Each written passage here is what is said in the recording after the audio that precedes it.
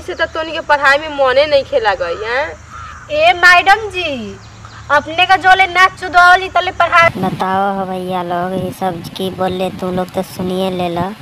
तो भैया लोग इस जंगल में कोई पढ़ाई हो बता का पढ़ाई पढ़ावा था कि सब मतलब कि बतियान बोर इधर उधर करा था। ठीक बा तो भैया लोग देखते रहो वीडियो को पूरा।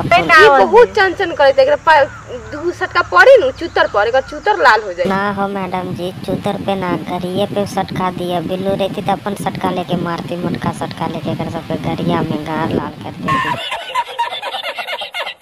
मैडम जी को ना पड़ेला का ने सुनी ना मैडम जी सामान में सामान खाली जाला हमन कोनो जोर पड़ेला। अरे बुरी चौधी तोरा के लाज ना लगाता का तो सामान में सामान जाला एकरा में कोई जोर लगाता जोर ना लगाता जे ठेली ले ना ओकरे के जोर लगेला। तोरा के का पता बिल्लू है ना बिल्लू बहुत ठोकाई कर लेबा बिल्लू के पता बा कितना जोर लगेला। क्या हो भैया लोग डर तना गेलू काहे कि बिल्लू देखता चेंज हो गेल। भैया हम कपड़ा मिनटों मिनट बदल ले लेगा। ठीक बात वीडियो अच्छा लगा सब्सक्राइब करके लाइक कर दिया। ठीक बात मिलो फिर कल के वीडियो में बाय बाय।